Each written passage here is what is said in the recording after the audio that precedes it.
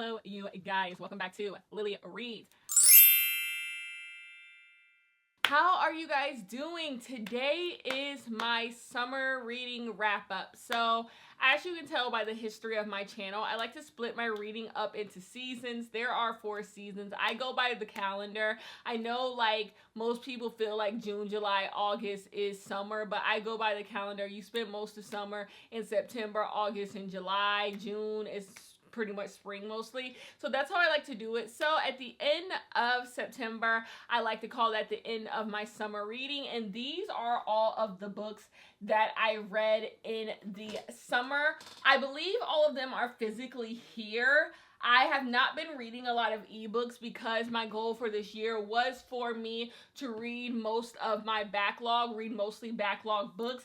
And so I read 51 books in the past 3 months. And I'm really proud of that. I'm proud of what I got to. What I'm most proud of, the video that I'm most proud of doing are the videos I did last month. The 2 videos I did about memoirs and the video I did about short story collections, because I've kind of been putting off doing both of those videos. But not only did I get those videos done, they were videos, I read the books, and I also enjoyed most of the stuff that I read in those videos. So that just feels like a really big accomplishment. It feels like it wasn't for nothing. I got some content out, I got some really good books out of it, and so that was probably my most like successful like feeling for myself of reading. But these are all the books that I read. So we have July, we have August, and we have September. Overall, I give out more 4 stars than I give out any other number, I believe, this year. I have not gone and confirmed that with my Goodreads, but I believe 4 stars. I know right here, I gave most of these books 3.5 to 4 stars. I give out more 4 stars than anything. I feel like this year I have been more of a predictable reader. Usually last year I was all over the board. It was like 1 star, 5 star, 2 star, 4 star, like all over the place. Like I could read a 1 star, then I could read a 5. But right now I feel the same way about most books. Every time I read a book, I read it and it's just like feel the same way. 3.75, 3.75, 3.5, 4 star, 4 star. That's how I pretty much feel. I ain't mad at nothing. Like all of these books sitting in front of me, there's only like 3 books out of 51 that I'm like mad at. Like you've played in my fucking face. But like overall, I like the beat. I like the beat of everything that I read. And so that's how I feel. And I think that just comes from not reading what's popular. None of these books are popular. None of these books are popular except for maybe Emily Henry's Happy Place. Everything else is pretty much backlisted. Everything else is pretty much backlisted, has already had its day, or nobody gives a fuck. So like, I think because I'm reading books that I bought for myself that I thought were my taste, they usually are, because I'm not running to read what everybody is reading. I'm just trying to quiet that voice. I'm trying to quiet that voice that tells me I need to be reading what's popular, what's new. I need to be going out and buying books. I'm trying to quiet that voice. I think I'm doing a good job this year, and next year I'm going to be even more on it. I want to buy only like 10 books next year, but we'll talk about that at the end of the year. So this is my book summer. Let's get into it. I don't want to keep you long. Let's discuss the book club picks. So for July, we read Last Chance Dance for the book club. I think if you enjoy young adult, if you want to read stories about Black children having Black fun, having Black joy, this is a book that you should pick up. This book is about a girl who gets dumped by her high school boyfriend right before they're going off to college, and she decides to use this dance that they have at her school to try to find like a new boy. So she does this thing where you like you try to match with people at school, and she matches with 2 people. And so that's what this is about. This is about her seeing if she can find love with another person after being convinced that she is going to be with a certain boy. I really enjoyed this. I gave this book 4 stars. We had a really good discussion. I have spoken with Lakita Wilson, the author of this, and she's very much so a sweetheart. And I enjoyed this book, so you should pick it up. My favorite book for the book club of the summer came with My Week with Him by Joya Goffney. This is about a girl who she feels like her mother doesn't care about her. Her mother treats her really badly. So she has decided to run away from home for the very last time because she is going to go to California and say bye-bye to everyone. But before she does, she has to say one last goodbye to this boy that she has been friends with for a really long time, and that is how they spend a week together. This book was really deep and really emotional, and I think it hits on like a universal truth of Black girls, of Black girlhood. That's what Joya Goffney is really, really good at, just hitting at specific truths and telling specific stories that I feel like everyone should read. I wish when I was a young adult, I had stories like this to go to. So I gave this book 5 out of 5 stars. I really enjoyed it. And the book for our book club last month was Zora Books, Her Happily Ever After. In this, we have Zora. She owns and runs her own book club. She invites an author to go give a talk at her book club. They hit it off. They start dating, but she realized she also has hit it off with this guy's best friend. So she starts dating both of them. They both have pros. They both have cons. And this is her trying to figure out who she is going to be with. This book didn't have enough character development for me. I spent the entire live talking about how like I didn't care for any of the characters. I didn't like Zora, and I definitely didn't like the two boys. So I did give this book 3 out of 5 stars. But we will see Taj McCoy again next year for the book club. And by the way, our next 2 book club picks. So for October, we are going to read Witchful Thinking, and we are going to read Play to Win in November. So Witchful Thinking October, Play to Win November, and December we will not be having a book. I will see you guys back in January for the book club. So join in if you would like to. We have a lot of fun over there. It's literally one of my favorite days of the month when we all just get to come together and chit chat on a Sunday. So yes, I will see you guys then. So let's actually get into the month and discuss my months of reading. July. So Last Chance Dance was the book club big. This was the month I did the most reading because of my themes. I did videos where I did my yellow and pink theme. I did a video, it was Summerween, so I had to get some Summerween books out. And then I did what was the Force of Such Beauty? I did a video specifically reading The Force of Such Beauty, new releases. I read some new releases. No, some new books that I purchased. Not new releases, newer purchases. And so I did that. Then I had to read the book for my reading challenge. It was a lot. And then I did a lot of reading on my own time. That's where you get The Bookish and the Beast, The Princess and the Fangirl. You get a few other books like that. So let's start off with my most disappointing read of July. Not disappointing, my worst read of July is Bunny. I do not understand Bunny. I do not get Bunny. I don't think I ever will. This is just not my type of book. So I probably will be unhauling it at the end of the year. It's just not my type of book. To know me is to know I am authentically myself. Like, I appear in this world as myself everywhere that I appear. And so every time I try to be like somebody else, like a book gets popular because like specific people like it, it never works for me because I just can't fake the funk. I can't fake the funk. I can't pretend to get something I do not get, and that is Bunny. I do not get this book. I can't even tell you what this book is about because I don't even know.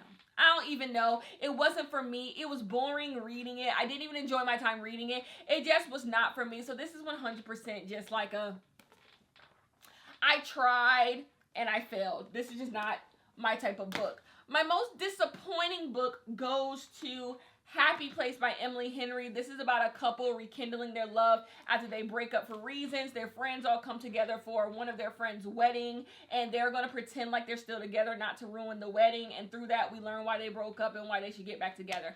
I didn't care about none of the friends. This book is really big on side characters because we're spending a weekend with a bunch of friends, and I didn't enjoy the friends. I didn't enjoy their excursions. This book wasn't as fun as I think a book called Happy Place should be. It just wasn't that fun to me. I really wasn't invested in the coupling of our main people, and so it was disappointing. This is my least favorite Emily Henry out of her romance books. I'm just waiting for Emily Henry to bring me back that People We Meet on Vacation joy. I know how I felt when I finished People We Meet on Vacation. Like, I could cry. I thought it was so good. I'm going to be honest with you. And I also enjoyed Beach Read. I'm waiting to get back to that. So Emily Henry has already announced her new book, the title, the cover, all of that. So I'm ready to move on to that.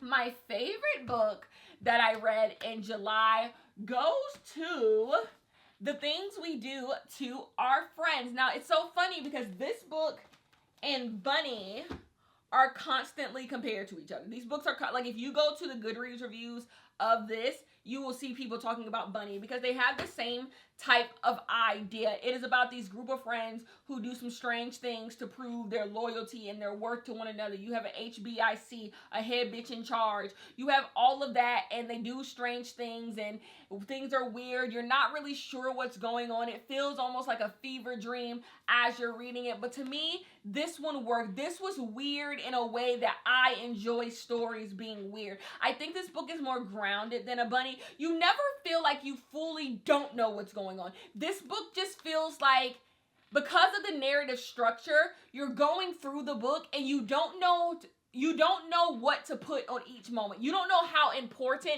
each moment in the book is because the characters are not treating certain moments like they're that important. You're just like, what the fuck is going on? It's almost like you're just walking through a maze and you're just like, this might lead me out, this might not, I don't know what I'm doing, but the ride is just really fun. This is one of those books, to me, you read it the entire time and you're just like, I do not know if I get this book. Then you finish it and you're just like, for me, whoa, that was brilliant.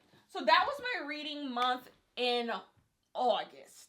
I just be saying stuff. Like, I just be saying stuff. Like, I will just say a random month because that's just what my spirit feels like. That's my reading month in July. Let's move on to August. So, August, you get a 5-star from, obviously, the book club pick. So, that was one of my favorite books of the year. Let's go with my most disappointing read of the month. Along for the Ride by Mimi Grace. We had Mimi Grace in the book club last year. I really wanted to enjoy this because I've learned I can enjoy a road trip book if it's well done. So I was fully into reading this for the road trip vibes. But them road trip vibes end after page 60. You're on a road trip with these two people who do not like each other. They're helping her sister, his best friend, move across the country because they together, right? And so it starts off fun. They're on a road trip. They get robbed. They car break down. Good fun. But then once all of that is done, and it's done very quickly, they go back home, and it's just this will they, won't they in regular life. And it's just like, I don't want to read this. Like, it just stops being fun. It just stops being what you came there for.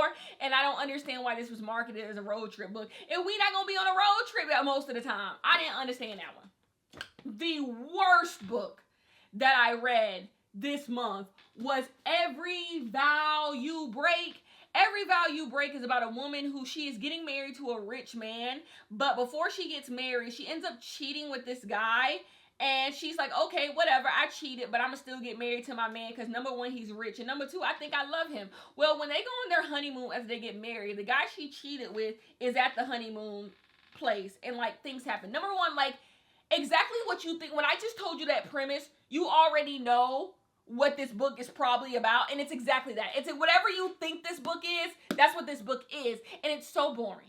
It is so boring because nothing unpredictable happens. Nothing unpredictable happens the entire time. You're waiting for the other shoe to drop. There is no other shoe. It's just really, really boring. The characters all act in ways that characters should not act. They do not act like real people. I like my thrillers to be plausible in some way. I know maybe I'm on the wrong side of history with that, but I want my thrillers to be grounded in some type of reality, and that's not what this was. This book was so boring. I did not enjoy it. My most surprising book of August was Bad Girl Reputation. I was one of the few people who enjoyed Good Girl Complex because I love a trashy romance. I love a trashy romance. I love a romance book that feels like it could have been written in 2012 when none of us had any morals or any integrity.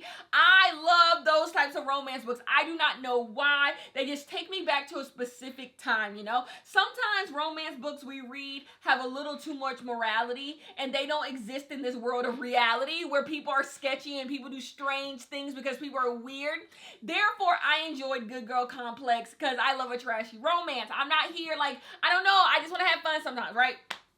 And so I was like, let me pick up Bad Girl Reputation and see if I'm gonna like it. I loved it. I really, really enjoyed this, surprisingly. And it shows that I think Elle Kennedy just writes my type of romance book. Maybe it's because I'm not here just looking to be wooed. Some people really read romance to just be wooed and swoon. And there are times I am also looking for that. But I'm also looking for a good story too. And Elle Kennedy gives me that. She gives me entertainment. Like, it takes me literally maybe a day and a half to read these types of romance books.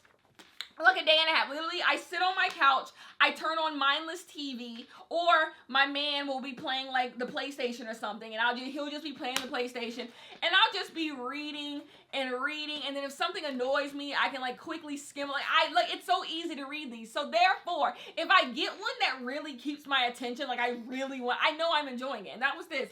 So that was a surprise. We got 2 5-stars this month. And that first one is Amari and the Great Game. It's a sequel, so if you know about Amari, read Amari. This was a sequel. I enjoyed it. I will be continuing in this series, and I have to say that because, like, I usually do not continue in series past the second book, but I'm going to keep going in this series, and that's more than I can say for the Witchlings series, because I think I said in my wrap-up I was going to continue the Witchling series, but I think I'm lying. I do not think I'm going to continue the Witchling series. I think I'm going to let that go. I just have so many books to read, and I just know I don't see myself getting to Witchlings next year, or if it comes out next year or the year after, because I'm going down on my book buying, and I just don't see I don't know. I don't think I'm going to continue the Witchling series, but I do think I'm going to continue the Amari series. I know I'm going to continue the Amari series. Witchlings were still up in the air. Maybe if someone gifted it to me, or maybe if, I just don't, I'm just not good with series. I'm not good with series because I stopped caring. Like, I'm looking at the Witchlings book 2 right now, and it's just like, it will be nice to have a completed series on my bookshelf, because series on bookshelves just look amazing, but like, I don't read them past the second. But like, I lose interest.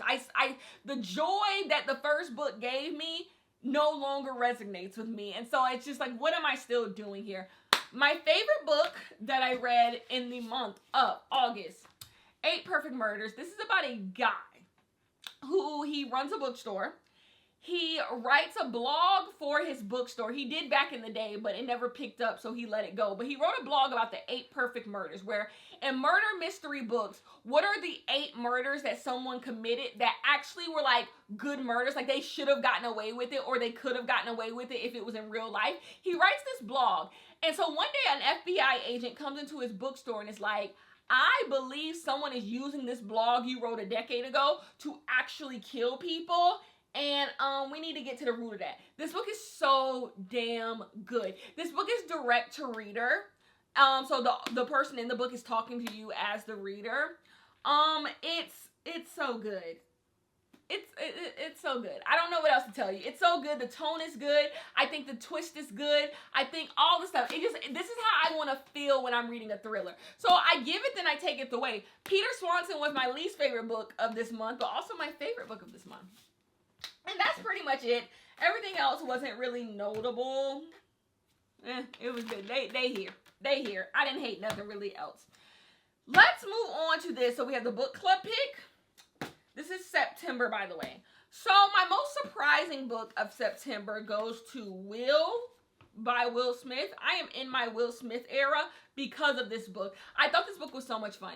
It is just so fun to hear someone talk about their life when their life is interesting. And Will Smith just has a really interesting life. Like, no one else's life compares.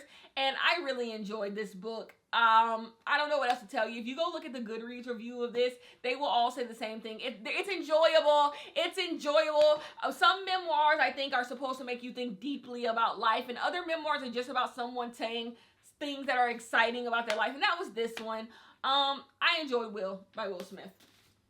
My favorite book of the month goes to 2 books. So we have this short story collection, The Ones Who Don't Say They Love You. It's so funny. In the video for this book, I kept getting the I kept getting the genders of the people in the book wrong, and like it's important. The genders of these people are really, really important. But like I kept like skimming. I reread this book, by the way. The reason why I know I got it wrong and I had to re-edit the video and re-upload. I reread this book because it left such an effect on me, and I reread it. It was like I see things different. That's why you should reread books. You see things differently the second time. But I really, really enjoyed this book, and you should pick it up. It's a short story collection by Maurice Carlos Ruffin, and then Viola Davis, Finding Me. I really, really enjoyed this memoir. Viola Davis had some really interesting things to say. I love the way this memoir is constructed, the way Viola Davis chooses to spend certain times on certain moments and then skim other moments, because this is just about what makes her her.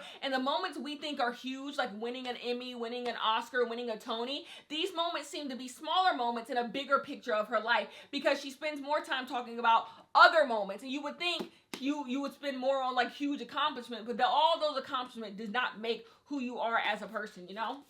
So I enjoyed that. My least favorite book of September was A Stranger in the House. I dislike this book so much that I am unhauling all of my Shari Lapena books, because I just think Shari Lapena is not the thriller author for me. So I don't feel the need to keep any of the Shari Lapena books that I've already read. So I'm just like, I think this is my last Shari Lapena book that I haven't read that's on my bookshelf. And I'm unhauling any Shari Lapena book that I have read.